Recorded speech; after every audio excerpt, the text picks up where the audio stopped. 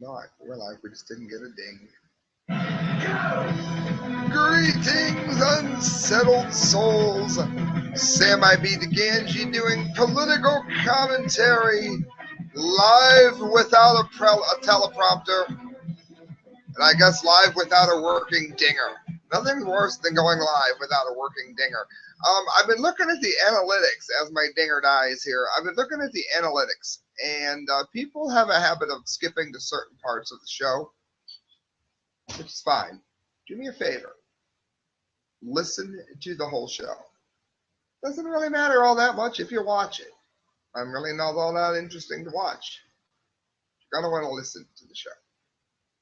This is going to be a show full of the stupidest, most mindless, idiotic, most ridiculous things that you have ever heard all in one show. If I look like I'm looking at two cameras, I am up there and here.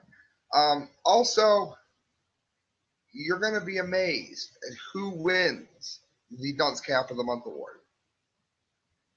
It is so far my pick for Dunce Cap of the Year award, the level of stupidity that is about to be reported.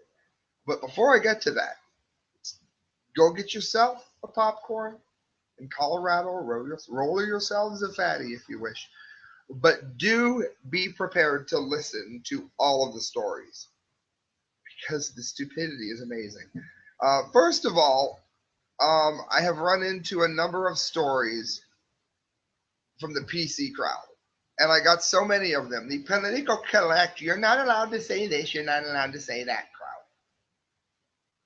I decided that I was not going to give the Dunce Cap of the Month award to any of them. However, I have so many of them that I want to blow through them, and each one is dumber than the last. Again, sit back, eat a ham sandwich, doesn't matter who it offends, and listen to these stories. PC police, that's politically correct, want to ban ham sandwiches because Muslims find them offensive. Now, I personally am offended by the way Jews kill kosher beef. They just cut their throat and let it bleed to death. But you know what? I don't eat kosher food. I don't support it.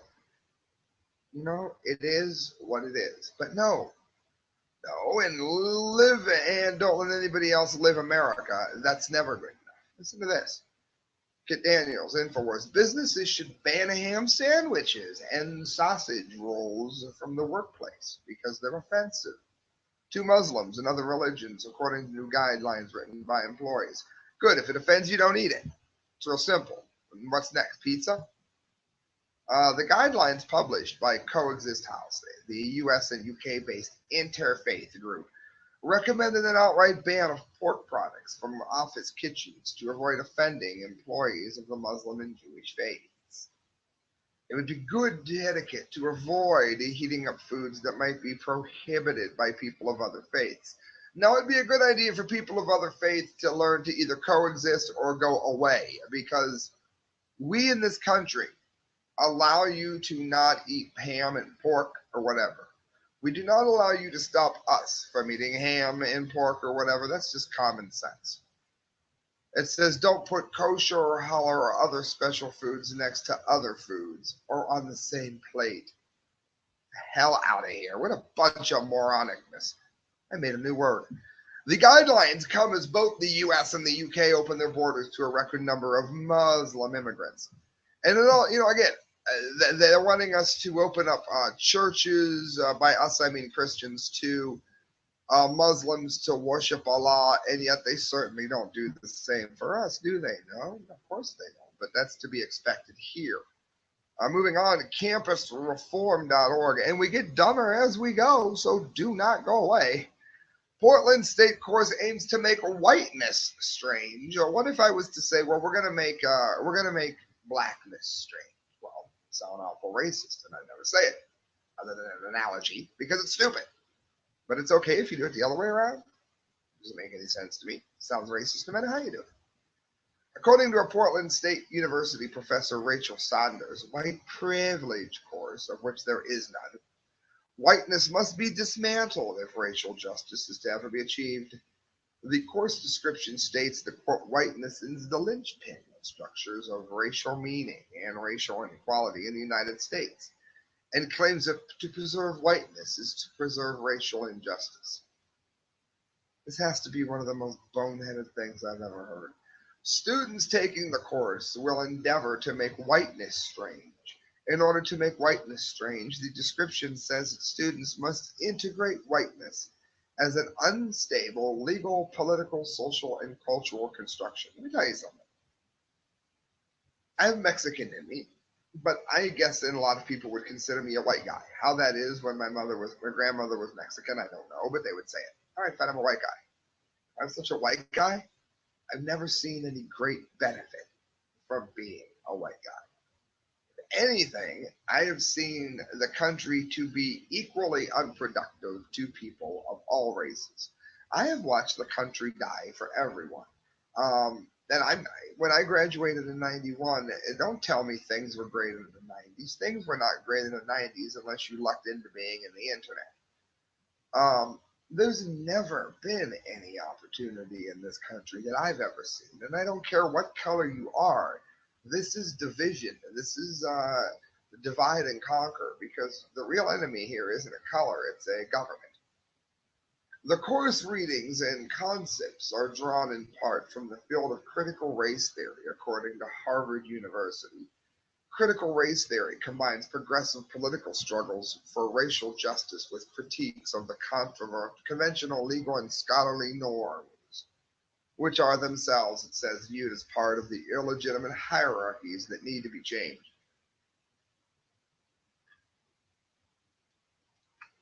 Have you ever heard a sentence more full of mind rot and stupidity than that one I just read?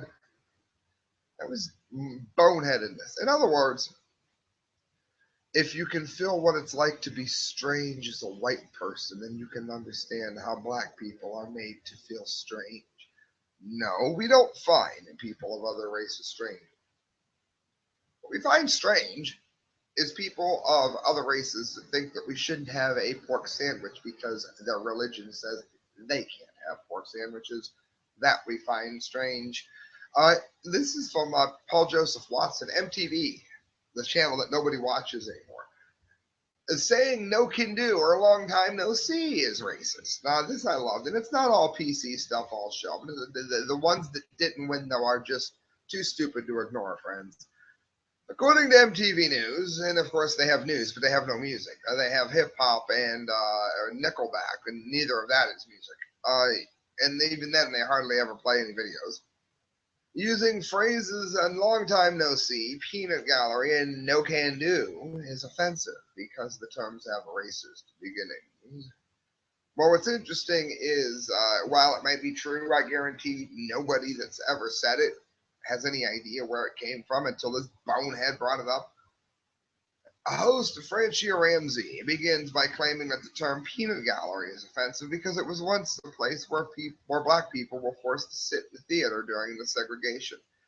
Despite the fact the phrase has no racial connotations today whatsoever, she must have gotten that out of the peanut gallery.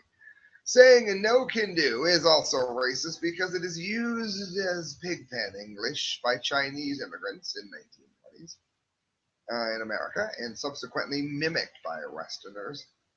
Ramsey provides no evidence at all that Chinese people are even remotely bothered by this, but gets offended on their behalf anyway. Most of them don't know what it means either, so if you think I'm going to stop doing it on no can do.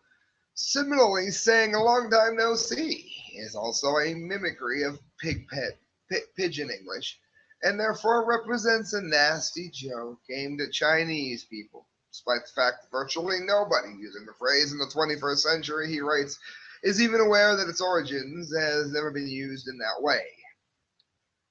Well, long time no see. I mean, I guess I should look it up. Huh? Sold down the river is also politically incorrect because of its association with slavery, while hip hip hooray is offensive due to similar phrase being used by the Nazis. While I'm not allowed to say that saying was sold down the river, I guess if you do, you'll be saying hip hip hooray. Using the word gypped can mean being cheated or swindled, but it's also racist because of its association with the Romani people. Referring to them as gypsies is a racial slur, which opposes the Romani people. Well, I guess that means they kind of got gypped. Ramsey also asserts that laws have been passed to target gypsies, despite the fact that authorities routinely fail to enforce the laws. In other words, MTV, the station that nobody watches because it doesn't matter, has managed to find some obscure history lesson of which nobody knows, just to make you feel bad for talking. And you know what? I'm not going to change the way I talk at all. The way I talk is the way I talk. It's why it's called The Correct Views, and other shows are not. Kid Daniels, PrisonPlanet.com, MTV, the also useless station, again, says you're sexist if you hate selfies. Now, I don't have so much of a problem with selfies as I do the name. Selfie. Oh, selfie. That makes me want to kick a kitten through a house fan, just hearing the word. I swear, I could shake a baby when I hear that word. MTV now claims that selfie shaming is sexist after Arizona State sorority girls were mocked by Major League Baseball announcers last week for taking selfies instead of watching the game. MTV produced a video claiming the announcers' rant against selfies was linked to misogyny. Good, get the hell out of the stadium then. Meanwhile, Christelle is not on her phone at the baseball game. Why? Because she hates selfies? No, let me tell you, I wish Christelle was up here. I told her she should stay for this one. When you get good seats to a baseball game, you are within, right here. Here's the baseball diamond. Let me turn this sideways. Now down here is home. And if you have a seat right around here, foul balls are going to come at you like death missiles. There is a reason the Cleveland Indians Stadium is so close to the Cleveland Clinic Hospital. Because idiots with selfies are probably getting blasted like ducks in hunting season. For one thing, and that being the big one, not to mention you're missing the game to get a selfie, you're going to get blasted and you're going to go to the hospital. You need to watch for foul balls. And anybody who's ever had the kind of seats that don't suck know exactly what I'm talking about. Always buy off scalpers, by the way, and never pay what they ask. The announcer's little rant was splattered with sexism, MTV's Lacey Green said. When we're talking about the selfie debate, it's not just about pictures. It's a coded conversation about young women who take them. Yeah, they're idiots. The concern people express about selfies is almost identical to misogynistic insults that have been hurled at girls forever.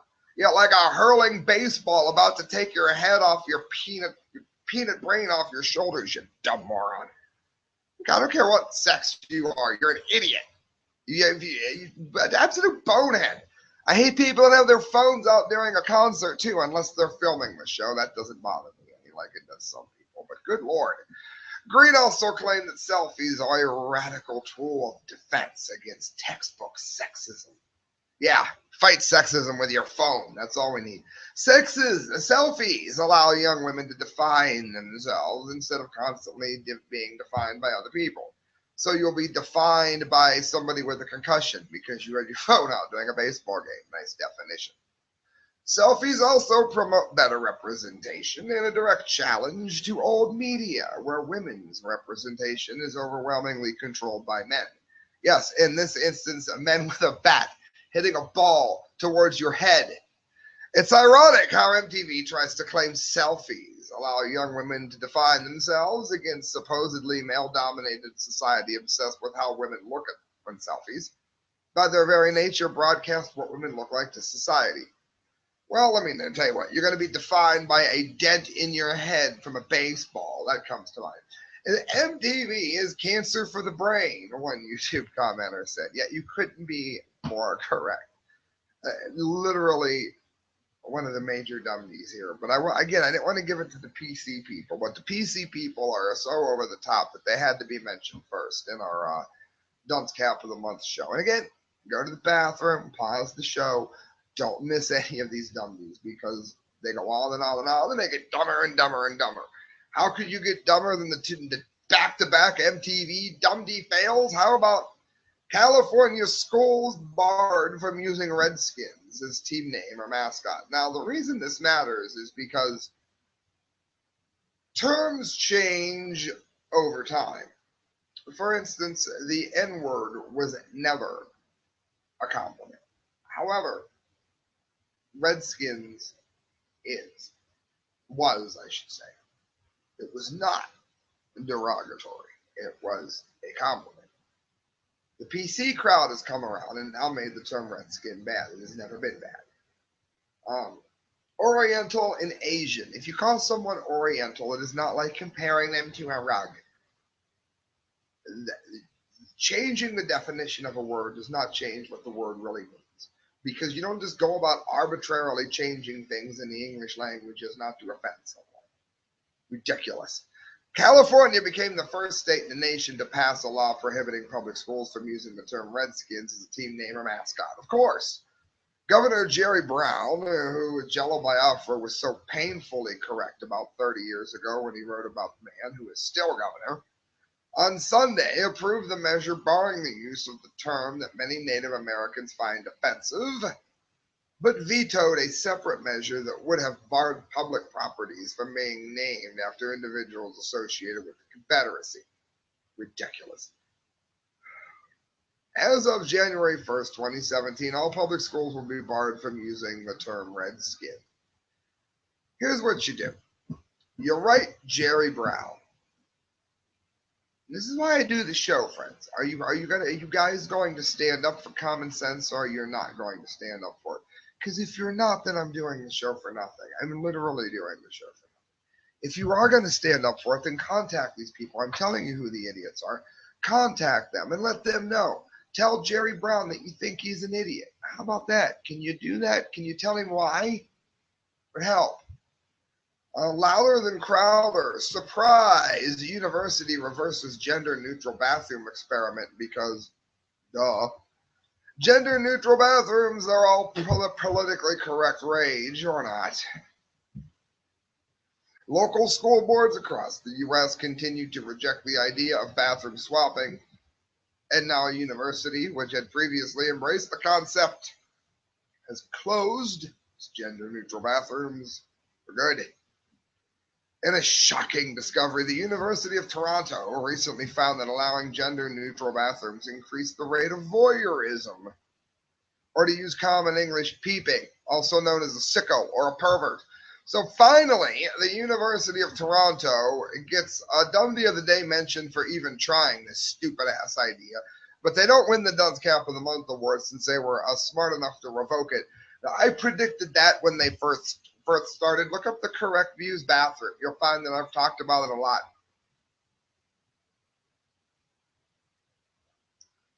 Also, excuse me as I gulp this here. Another huge fail here is, and I don't care if it's politically correct to say it or not, women do not want to have their periods in the bathroom with men, even if said men thinks he is a woman. Doesn't matter. Get the hell out of the bathroom. Paul Joseph Watson, PrisonPlanet.com, CNN opinion piece. Shame people for saying he and she. That's right. Now, CNN has published an opinion piece by Columbia University John McWhorter, which argues that people should be publicly shamed for using the pronoun he and she, and that society should push for the gender-neutral ze, to replace them. See it right there on Fact Camp. McWhorter, who is a linguistics professor, argues that binary conceptions of gender are unnecessarily rigid and don't correspond to the self-image of a great many people. Let me tell you why. We don't give a damn what their self-image is. We care whether or not they have 5 limbs or not.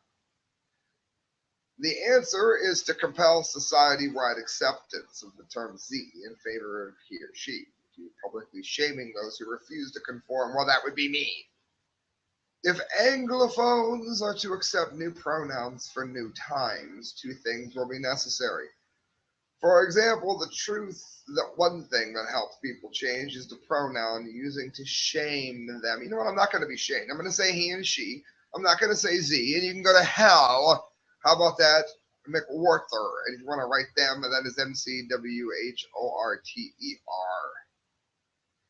He argues that rigidly sticking to he and she is insulting to many. Good, let them be insulted. I don't care. They're either he or she. How many limbs do you have? And I'll tell you which that is. Despite the fact that it is only insulting to a tiny minority. It's used as an echo chamber.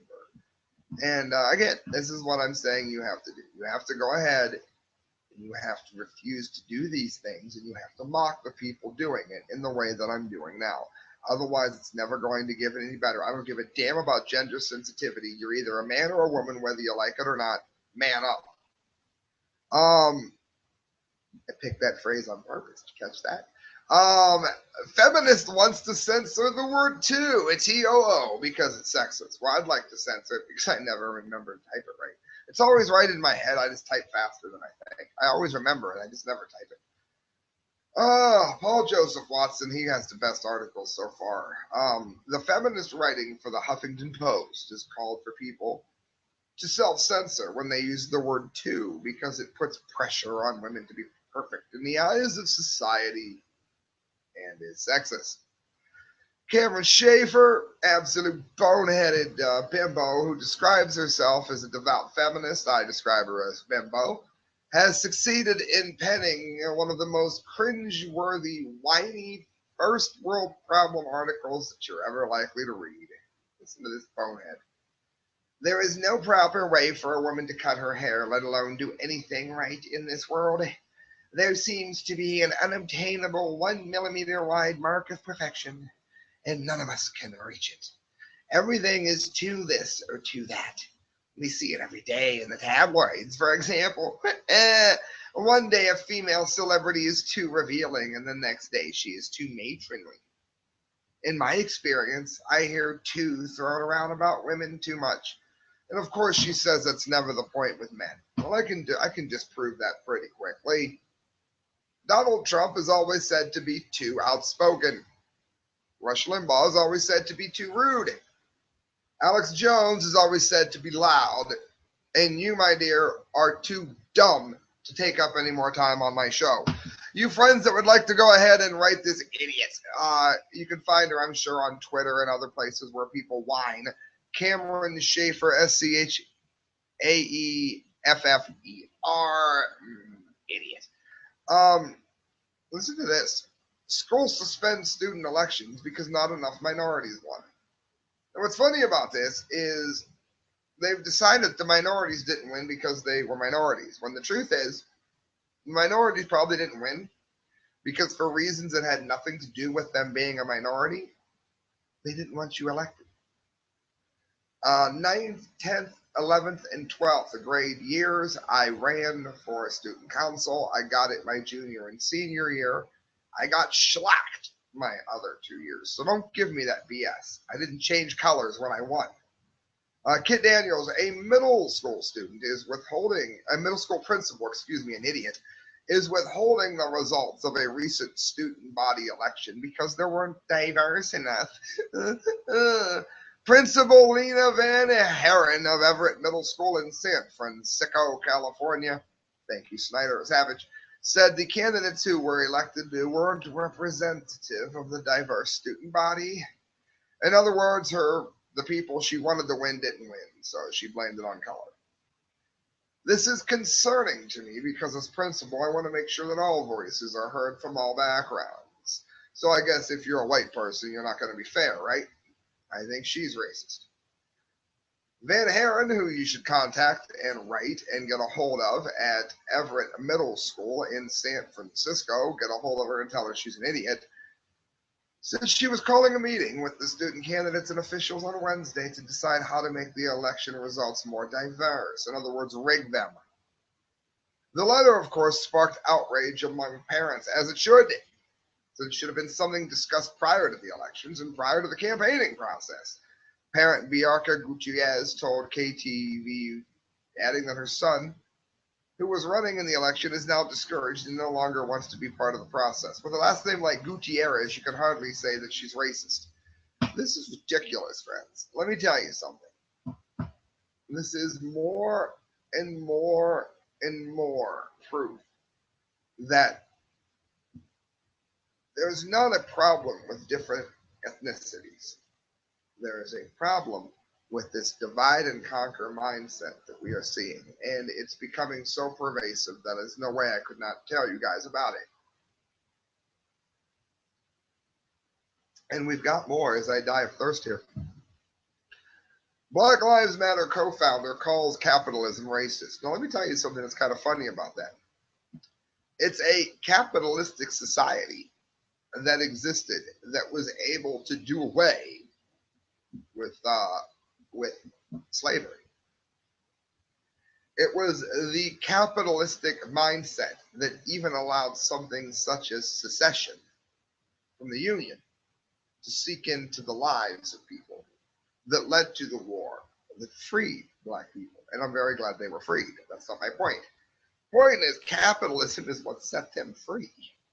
But no, capitalism is racist, according to Black Lives Matter co-founder, the idiot Alicia Garza. Is capitalism bad for blacks? Yes, she told a crowd of over 500 at the University of Maryland on Tuesday. Well, let me tell you what. Look up fascism under Adolf Hitler, which is not capitalism. He hated capitalism. And see how well you would have done under that system. See if you would have done well there. It's an entirely different system. I'm sure you'd have done great. Also, many African Americans are Christian. Maybe you should have lived under Stalin's Russia and seen what he did to Christians and seen how well the black race was treated under Stalin communism.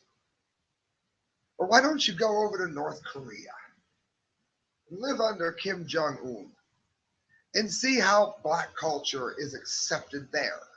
They're not capitalists. As a matter of fact, capitalism is the defining force that has led to equality for black people.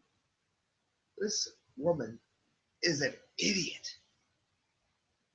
Black folks were the first currency in this country. That's not true. Gold was. Garza continued in response to a question asked by Campus Reform. She's wrong already. When you have a system that's built off of buying and selling human beings and forcing through violence those human beings to provide free labor, it generates a lot of wealth, not just for people, but for the entire nations, and then locks them out of the access to the basic human needs. There's something very wrong with that system. What's interesting about that is only 2% of whites ever owned slaves in America. You do realize that, right? You have the 1% now. The 1% could afford just about any luxury they want today. Back then, 2%. Every white guilt. Do you realize that most white people don't come from the families that ever owned slaves? Most people do not know that. She's conflating crony capitalism, though, pioneered by the mega banks, which are funding Black Lives Matter, with free market capitalism, which no longer exists. It goes on that free market capitalism, which libertarians are in favor of, which is free to people of all colors and equally liberty-ridden, is based on voluntary exchange of goods and services, which by its very definition is incompatible with slavery. Trade or exchange is engaged in precisely because both parties benefit. If they did not expect to gain, then they would not agree to exchange. Austrian economist Murray Rothbard once wrote, this simple reasoning refutes the argument against free trade typical by the mercantilist period of the 16th century Europe that basically expounded. In other words, the mercantilists argued that in any trade, one party can benefit at the expense of the other, but that's not true. Both parties benefit. What we have today is crony capitalism, which routinely abuses human rights because it's not really capitalism at all, but it's rather what is called Fabian socialism, with a veneer of capitalism used to transfer wealth from impoverished Americans to the banks of the world. And it is the banks of the world, of course, that are funding Black Lives Matter, which is why they're on the Dumdy of the day. InfoWars loves that graphic. They overuse that. They also overuse the cop car. This is Paul Joseph Watson again. University says using the term politically correct is a politically incorrect microaggression. How about if I tell them to go to hell and flip them off like this? Is that more than a microaggression? I would hope so. If you thought that the war on language, and there is such a war on language in this country, nobody knows how to speak. If you thought that the war on language was being waged by some American colleagues was out of control, and you ain't seen nothing yet. Great writing.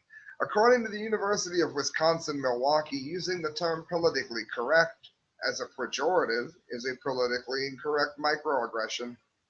In other words, complaining about being politically correct is politically correct, and making fun of the word is politically incorrect. You also can't say lame, retarded, thug, illegal alien, crazy, welfare queen, or trash, even though all of them can be used at any time you want on the comment line of the show, and I want to ban absolute stupidity. So make sure you let them know here at the Just Words, University of Wisconsin-Milwaukee. Make sure, contact them. Let them know you heard about it on the correct views and that they're idiots. Moving on, Alan Salazar, band students suspend over racist fruit basket gift. Did you even know there was a such thing as a racist fruit basket? I did not. Several students at a high school in North Texas have been suspended over one administrator's claim was a racially charged gift given to members of a competing band. Looks like they're holding a pumpkin to me. A great big orange pumpkin. On Friday, members of the Atascocita, that is ATASCOCITA High School Marching Band, exchanged gifts with the Summer Creek High School band members prior to the night's football game. Their gift contained candy and fruits such as small watermelons, coconut and pineapple, and watermelon gum, and was packaged in a plastic decorated jack-o'-lantern. The gift was supposed to encourage good sportsmanship, ABC affiliate KTRK reported. But an investigation by school district administrators deemed the gift indeed to be racist. A statement from the district claimed, quite incorrectly, she condemned the students for their racial insensitivity and lack of good sportsmanship. It's a tradition for student representatives of competing schools to exchange gifts on the field at varsity football games, the district wrote in a statement. Today, school administrators conducted an investigation and after considering the totality of circumstances determined that the gift was inappropriate and lacked good sportsmanship. We won't tolerate it. It's insensitive. Racially insensitive. The students, however, say there was nothing racist about the gift, and since they never even considered racial motivations. We didn't do anything wrong, one flautist told KTRK. We wouldn't do that because we know better than that. Our parents raised us better. In other words, they accidentally bought watermelon, and because watermelon was in it, it was deemed racist. They probably had a sale on gum, and somebody just grabbed a bunch of it and stuck it in. That's why it gets the dumb deal of the day. Now, friends, I said my grandmother was Mexican. This doesn't bother me in the least. It's stupidity if it bothers you. Let me know if it bothers you, and I'll mention you on the next Dunce Capitalism Award. School band's Hispanic students are racist mariachi Halloween costume. The boy wearing it was Hispanic. A Hispanic high school student was banned from wearing his mariachi Halloween costume to school because it's very offensive to Latin Americans. Why would it be offensive? They created the music. That's like saying wearing black and white makeup is offensive to white people because of Kiss. It doesn't make any sense. Joshua Sewernyk, Sewernyk, who attends St. Thomas Aquinas Secondary School in Brampton, Ontario. So please contact St. Thomas Aquinas Secondary School in Brampton, Ontario, and let them know that they're idiots. sent a photo of his costume to school officials to ask if he was allowed to wear it, to which the official said no. Sorry, that costume will not be approved because it's very offensive, the school official told him. When Cernia claimed mariachi as part of his Colombian culture, the school told him that culture was not a costume and to not fail to participate in the Halloween fun if you can't accept the rules. So, a Latino in a mariachi costume is considered offensive when he is proud of the fact that his culture invented mariachi music and proudly wore this to school. This is barring a person from their own culture now. And that's why I've been talking about the PC thing for a moment here. They'll take away your right to speak about other cultures, and then they will remove your culture as well. And here's where they're doing it to white people as well. PC police labeled Thomas Jefferson statue racist and sexist. Kit Daniels. Leftist activists are calling for the removal of a Thomas Jefferson statue because they claim it's racist and sexist. Feminists and Black Lives Matter, who just about every lives matter in the whole world except the idiots that run theirs, I guess even theirs do. Hard though it is to admit. Protesters had previously defaced the statue at the University of Missouri, and I'm talking about the group, not the people, using post-it notes with phrases such as racist, rapist, and slave owner. Now they're lashing out at students who hosted a Stand with Jefferson rally in support of the statue. A black girl got the nerve to have been in a picture and sign a petition. She's such an Uncle Tom. So because the black girl happens to enjoy her American history, which includes Thomas Jefferson, this black girl now is an Uncle Tom, throwing their own people to the wolves just because they don't agree with them. Divide and conquer. Keep us all fighting. That's the goal here. Wells responded by stating that her political beliefs should not be determined by her race.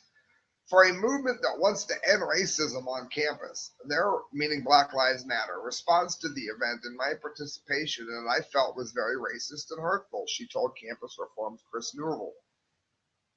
Another activist claimed the students were fighting for a slave-owning rapist statue instead of fighting for the actual rights of the people on campus. And she's a self-described radical feminist, this bonehead Allie, A-L-L-I-E, on Twitter. Fortunately, the counter-movement to keep the statue on campus gathered more signatures. Thank God. Thomas Jefferson owned slaves, third president of the United States, and there is a monument to him in the Capitol of the UN, she said. No one ever asked for it to come down.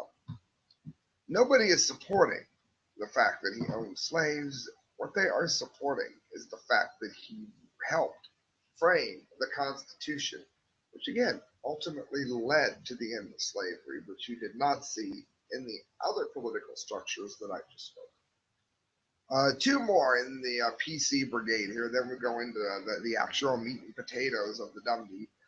High school bans racist patriotic clothing and pro-Trump gear. Pro-Trump gear is not racist gear. Donald Trump wants illegal aliens out. He does not want immigration to stop. That is not racist. That is common sense. A high school is banning pro-Donald Trump and patriotic clothing at an up-and-coming football game because the clothing is racist. It is not. School officials at Corona del Sol High School in Tempe, Arizona, please contact Corona del Sol High School in Tempe, Arizona, and say go Trump. If you do that, you show me proof that you did it by filming yourself doing it. I'll donate $10 to your favorite charity. Make sure I know about the video. They also rejected the planned USA theme at the game because of its negative connotations. Yeah, USA in USA is considered offensive. The theme was changed to orange out after the administration decided it was best to avoid any possible offensive connotations the theme would have. In other words, wear orange for no color at all because orange can't be offensive to anybody, but don't stand up for your own country.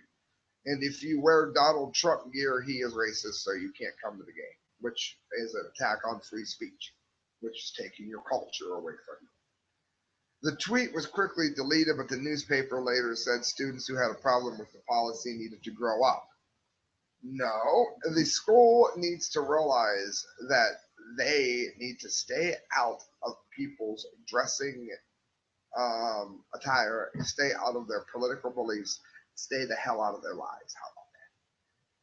How about that? Sleeping comfortably while white is now racist. Scientists claim. This is Michelle Phelan. An article posted to the National Journal last week claims that whites are more likely to sleep comfortably than blacks because of widespread racism. I can tell you firsthand that that's not true. I, as a white guy, have a terrible, terrible time sleeping. It takes me, even if I am exhausted, forever to fall asleep. Life has simply made me an incredibly stressed person, of which I am unable to sleep properly. I take melatonin to sleep, and it is caused by things like, oh, I don't know, there being no upward mobility in the country that I'm in. How about that for one thing? Things get to people, no matter what color they are. And this is another stupid, rootless, boneheaded story, because blacks and whites have the same opportunity in this country for advancement. That is to say, none. Entitled The Black-White Sleep Gap, An Unexpected Challenge in the Quest for Racial Justice, the article cites several studies which state that black Americans experience less slow-wave sleep than other races. Utter bullshit. Generally, people are thought to spend 20% of their night in low-wave sleep. In the study, white participants hit the mark. Author Brian Resnick writes, black participants, however, spend only about 15% of their night in slow-wave sleep. This is the dumbest thing that I have ever seen in the world. For one thing, it says that people, one of the reasons might be is that it says black people tend to live in neighborhoods that are more likely to experience high levels of noise. This is racist sleeping. Wake up. No pun intended. Wake up, people.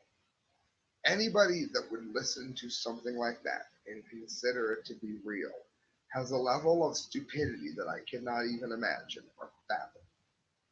Your sleep has nothing to do with your race or whether, I guarantee a white person that gets abused is not going to be any better off than a black person that gets abused. Ridiculous.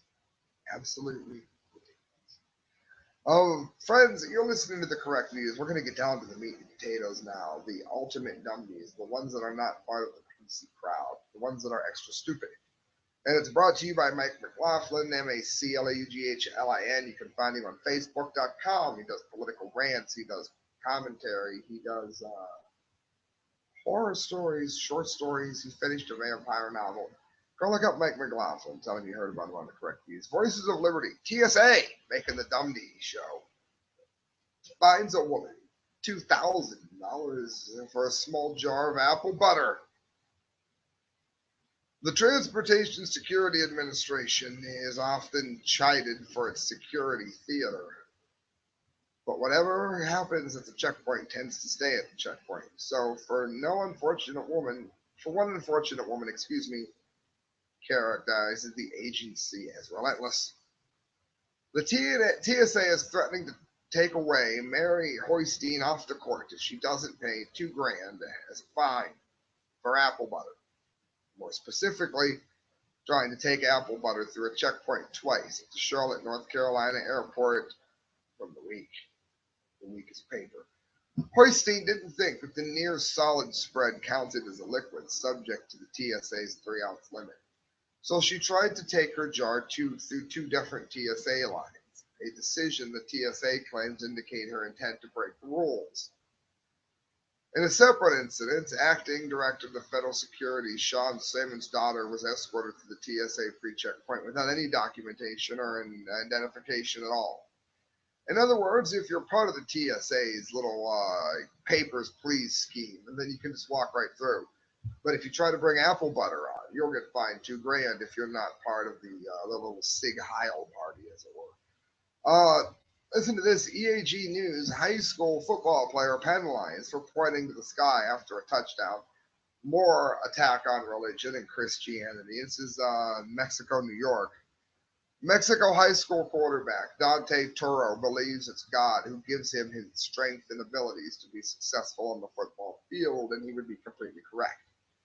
The junior team leader often points skyward after big plays as a tribute to the Almighty, and his 73-yard run for a touchdown against Vernon Verona Shill October 17th was no exception, the Syracuse.com reports. The solemn celebration, however, apparently didn't sit well with one referee who flagged the team for unsportsmanlike conduct and assessed a 15-yard penalty that ultimately cost the team the game. In other words, he got cheated out of it because he was a Christian. I was trying to give glory to God, Toro told the news site. I didn't feel like I did anything wrong or anything that would merit unsportsmanlike conduct. Toro appeared on Fox News and Fox and Friends with his father Gino Toro last Thursday to discuss the incident. The pointing up to God is a kind of international symbol of giving praise to Jesus, and that was all that I was trying to do, Toro said. He wanted to do something at that moment, to take credit away from himself and give glory to God, Gino added. God gives us the ability and the talent. As Christians, we want to be sure that we give that back immediately. Mexico coach T. Barbaroto told Fox News that he thinks the ref made the wrong call. In the end, Mexico lost 33-31 in the regular season finale. Then he tried to explain to the referee that he threw the flag and the head referee, but then he just said it's taunting. I was praising God, taunting. So, the Mohawk Valley chapter of certified football officials refused to discuss it with the media. Do you like my show? Do you? Do you see me doing all this work here? Do me a favor. Do something for me. Contact the Mohawk Valley chapter of certified football officials and let them know that you don't tolerate this kind of attack on Christianity and free speech. That you won't have it. Otherwise, I'm doing the show for nothing. And in case you can't tell by looking at me, friends, I worked all day. I'm kind of tired. So do me a favor. Make sure I'm not doing it for nothing, okay? When you do it, leave me a comment so I know what happened. RT, 50-ton question. Who got U.S. ammo intended for anti-ISIS Arabs? In other words, the country, America, your tax dollars, gave 50-ton worth of weapons to our allies. You can call them that. To fight ISIS. But the allies didn't get it. So now they're just assuming it went to someone peaceful. Listen to this. This is real, by the way. I'm not making this up. Arab rebels in northern Syria say they have received none of the ammunition airdropped by the U.S. The supplies appear to have ended up in the Kurdish fighters, whose anti-offensive stalled following the protests from U.S. ally Turkey. So they either deliberately gave them to the Kurds or they lost it and they're lying and saying the Kurds got it instead of admitting that ISIS got it. One of the two. The Pentagon said that the shipment dropped by U.S. airplanes on October 11th was intended for the Syrian Democratic Forces, which is an alliance of Arabs and Kurds several thousand strong intent on attacking the Islamic State, the capital of Raqqa. The group's existence was announced just hours before the first airdrop. The newly minted coalition consists of Al-Sanadib Arab Tribunal Militia, a Christian group dubbed the Assyrian Military Council, and the Burkhan al-Farats, which means the Euphrates volcano. And that's a joint Kurdish Arab group on the Raqqa front, as well as formidable Kurdish YPG militia, which outnumbers all other forces 4-1, according to the Washington Post. However, no Arab units have received any of the ammunition so far. Bandar al-Humandi, head of the Al-Sanadad militia, told a McClatchy reporter by phone Tuesday. We got nothing, and it's not clear if we will, he said. Maybe, how's that, 50 tons of weapons? Maybe our partners, the Kurds, did, adds his father, Sheikh Hamili Daham al-Hadi, head of the Shamar tribe. I don't know where they went. The commander of Thuwar al-Raqqa, an Arab unit that is part of Burkhan al-Farad, told the Washington Post. There are also front lines in the Hassak, so maybe the ammunition was used there. Maybe. Yeah, you're happy that your tax dollars are being used to drop weaponry and maybe your allies got it. Or maybe the enemy got it. Or maybe the enemy is going to steal it because the wrong ally got it and couldn't fortify themselves. And those 50 tons of weapons will be used to kill your sons and daughters as they are sent there. Maybe that'll happen. Maybe. Department of Justice claims that Apple should be forced to decrypt iPhones because Apple, not customers, own the iOS, the operating system. In other words, I'm going to zip right through this Tim Cushing tech dirt. Apple is supposed to give the Department of Justice Apple's encryption to be able to spy on everybody that buys an Apple phone. That's the most ridiculous thing I've ever heard. The Department of Justice has filed its response to Apple's claims that unlocking an iPhone 5 would be unduly burdensome. This ongoing dispute over an All Writs Act order, the act itself dates back to 1789, is also an ongoing dispute over the use of encryption by default on Apple phones running iOS 8 or higher. Basically, they're trying to say, wait, we won't spy on the people because the people own the phone, but we'll spy on the people because they don't own the operating system on the phone. That's your Department of Justice. That's what they're in favor of. They're in favor of spying on you. They're in favor of blackmailing you. They're in favor of getting you hacked. Any combination of those things, that's liberty at work, friends. School bans 21 gun salute honoring veterans, claiming it violates legal guns. Now, I'm going to read you a bit of the article from Alan Salazar, but I definitely also want you to know that there is a comment here at the end of this that is so intelligent that I want to read a huge section of it. A school in Iowa is banning a time-honored tradition memorializing veterans who served the country with their lives. Administrators at Belle Plaine High School in Belle Plaine get a hold of the administrators at BELLE Plaine PLAINE High School in Belle Plaine and tell the facility they no longer hold their annual Veterans Day assembly on school grounds, claiming the event's traditional 21-gun salute violates Iowa gun laws. According to NBC affiliate KWWL, then the gun laws are unconstitutional and need to be violated. It's a good thing. A previous report from KWWL stated that the school claimed the 21-gun salute promoted gun violence. So the veterans don't get their 21-gun salute because it promotes gun violence, right? Or does it? If you look the article up on InfoWars, you'll find Jake C. Texas, all one word, Jake C. Texas, who was in charge, among other things, he lists his credentials here, of doing a 21-gun salute. And it's technically not, he writes, a 21-gun salute. But most people think it is because the firing squad consists of 7 soldiers firing 3 volleys of blank rounds.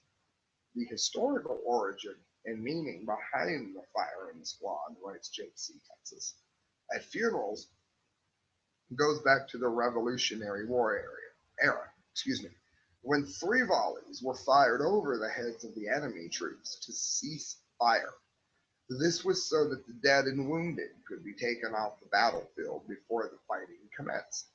Yes, there was actually still honor among men back then, when they actually followed protocol to pay respects to the fallen and care for the wounded, instead of just trampling over those who could no longer help themselves. In other words, the 21-gun salute needs to be taught as an important lesson in history and honor, even in war. But no, it was banned. A few more stories to get to. Chancellor Merkel, Lord God has sent illegal immigrants. EU Cardinal says entry into Europe was a fundamental right. That's right.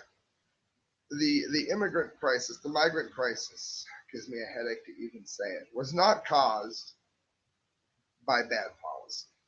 It was not caused by the destabilization of the Middle East due to war. It was not caused by radical Islam taking over the rights of even fellow Islamists. No, God sent them. As a Christian, that makes my skin crawl. A German economic news website, Deutsche Wirtschaftsnachrichten, reports Chancellor Angela Merkel as declaring the massive influx of illegal immigrants entering Germany and Europe are sent by God.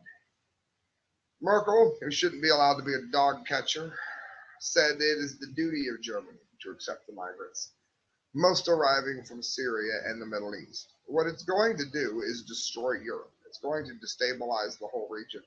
You do realize they found weapons cache stored away in Sweden in a safe haven for the migrants, right? These peaceful migrants were smuggling weapons and kill Swedes who were not Islamic, is what they were doing. The Chancellor said she is in agreement with Cardinal Reinbold Marx, the president of the Commission of Bishops. In other words, God sent them, and we're supposed to take care of them, even though it's clear they're coming in to destabilize the area and utterly decimate the existing culture. What's the solution? Slaughter them all? No. Trump had the best idea. There are sections of Syria that the United Nations controls. Let them live there until such time that the war is over. And then if they wish, they can go back to their cities. Keep them in Syria, in the UN-controlled section. Do not disperse them through all of Europe, where they are not going to be able to acclimate very well at all. Moving on, 5 plus 5 plus 5 equals 15. That is wrong, according to Common Core. Now, look up Sam DeGangi Common Core correct views. You'll see I've reported on this often. A Common Core math assignment posted online last week is causing outrage, as it should, among parents who say that their child was penalized for correctly answering a question.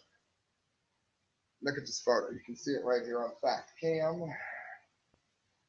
A photo of the math quiz uploaded to IMGAR shows how an unknown third grade student received negative marks after allegedly failing to properly articulate how he correctly solved 5 times 3.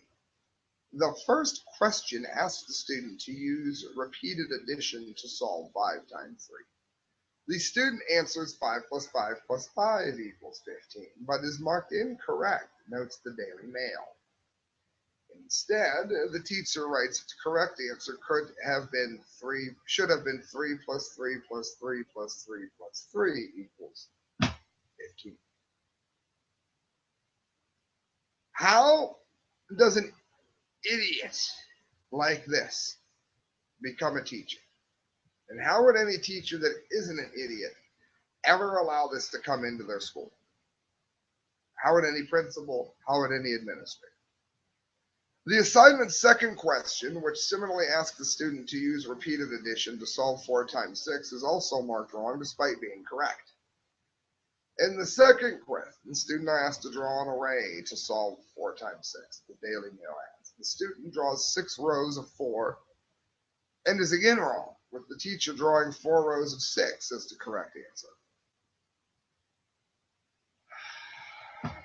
Commentators on the photo, including several who claim the teachers in training were outraged, alongside young student parents. This is Common Core.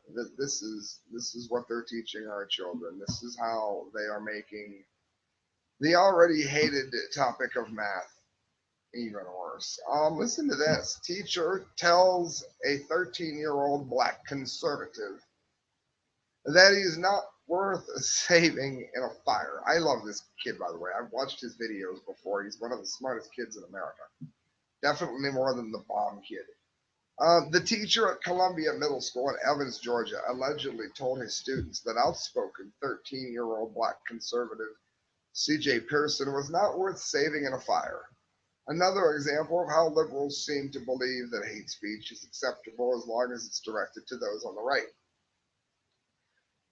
Pearson previously made headlines after his Twitter account was blocked by President Obama's official Twitter account following a video in which Pearson criticized Obama over his response to the clock kid.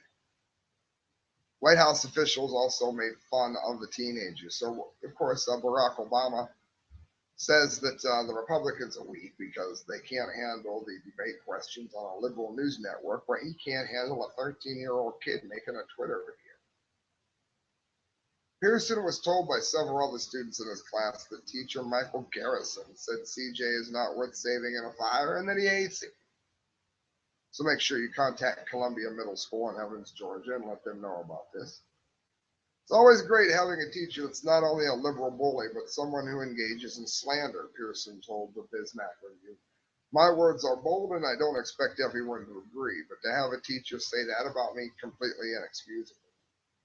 School principal Eli Putnam has promised a full investigation into the matter. Friends, that's how you're treated when you're right and you're black.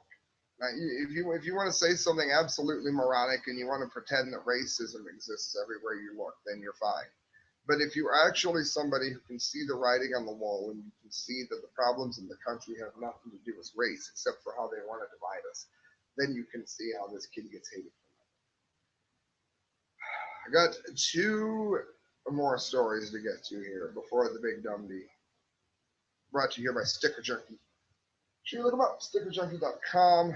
Type in the correct views, you'll get a discount. Paranoid professor quits the UT after university allows concealed carry. In other words, he feels perfectly okay with the fact that a madman could bring a gun into a school and start shooting it up and there'll be nobody to protect them. But he's not comfortable with students having guns because he thinks one of them are going to bad grade and pull the gun out. Well, if that was the case, there would be other students armed to protect you. If he was going to shoot you, he would shoot you whether or not he was allowed to carry the gun or not. If he's going to shoot you, he's going to break the rule and bring the gun in. I don't know how he became professor. To me, this empty tea bottle is smarter than he is. A University of Texas professor is quitting and moving from Austin to Australia. Good riddance. Following the university's decision to allow students to carry concealed handguns on campus. Economics professor emeritus idiot Daniel Hammermesh claims that with a huge group of students, my perception is that the risk of a disgruntled student might bring a gun into the classroom and start shooting at me could be substantially enhanced by a concealed carry law. Yeah, because we all know that the average shooter that's going to go in and shoot a teacher is not going to bring the gun to school to shoot the teacher if he's not allowed to have the gun, of course. Yeah, that's going to happen. See, I told you we had dummies, didn't I?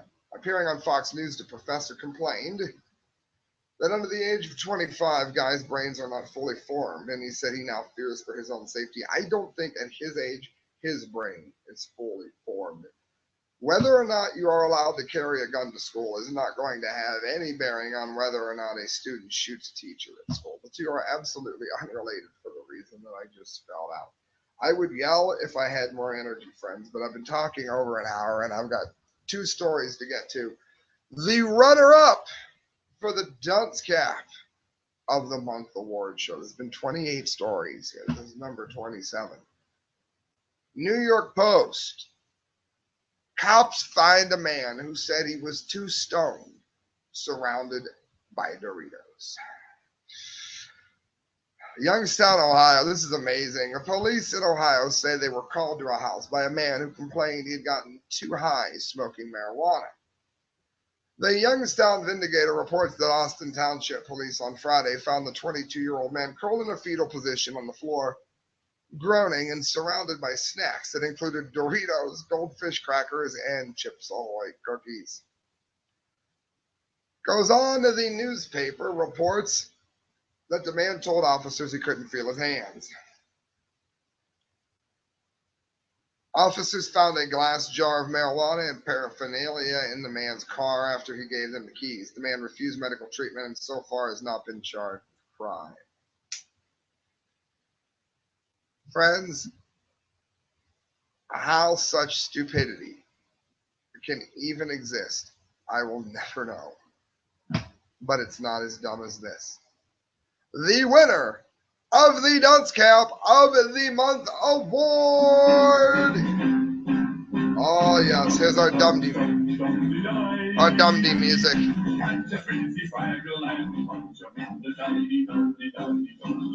Are you ready for this? Pouring drain cleaner in your eyes. The next trendy social justice movement? Dumdy. Look at this. Not supporting people who want to blind themselves is now bigoted and intolerant. When Jewel Shipping, who is a mad woman, we're all mad here, had a psychologist pour drain cleaner in her eyes to blind her, the psychologist did this.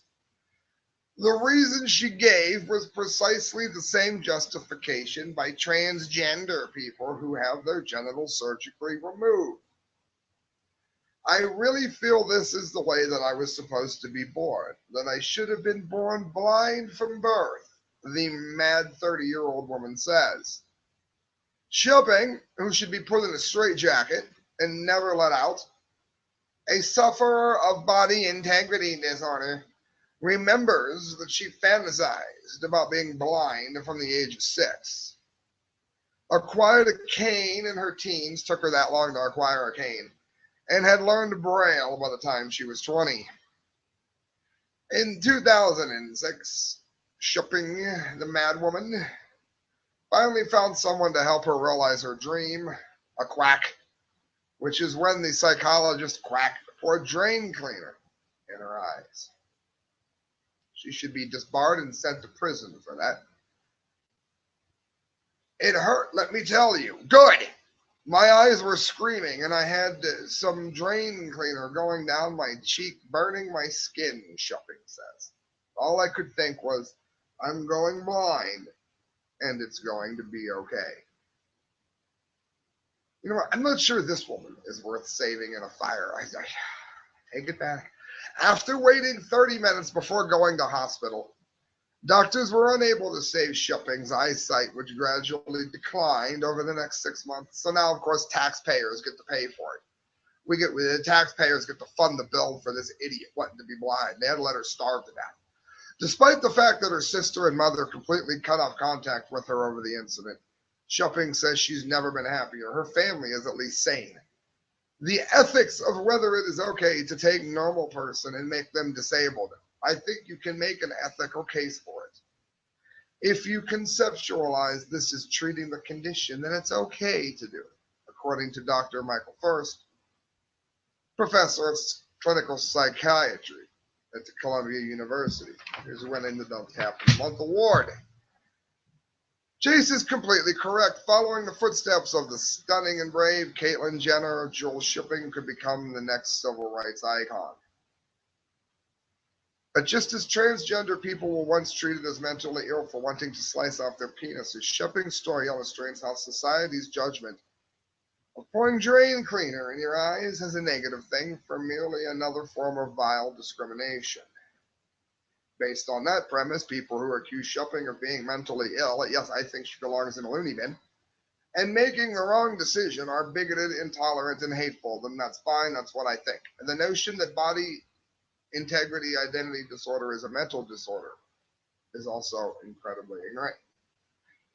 Why shouldn't people be encouraged to pour bleach into their eyes, PJ Dub writes, and hack off their limbs if it makes them happy?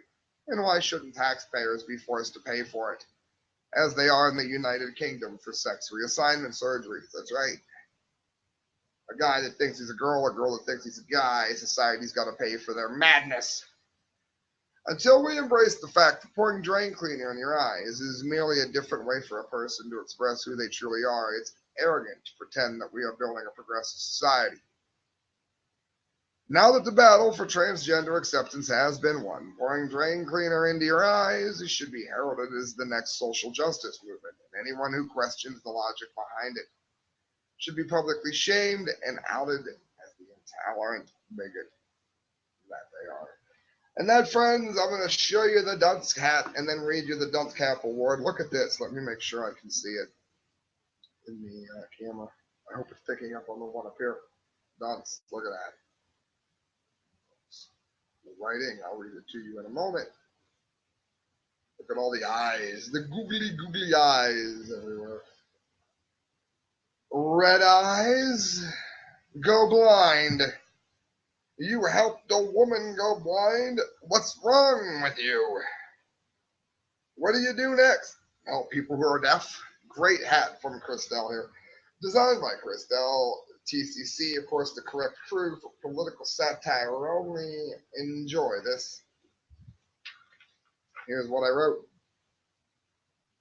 There's a picture of the idiot that did it, superimposed into the back. Dunce Cap of the Month Award. This Dunce Cap of the Month Award goes to Dr. Michael Furst, Professor of Clinical Psychiatry at Columbia University, for somehow missing, I wrote, in total, the first rule of medicine, which says do no harm.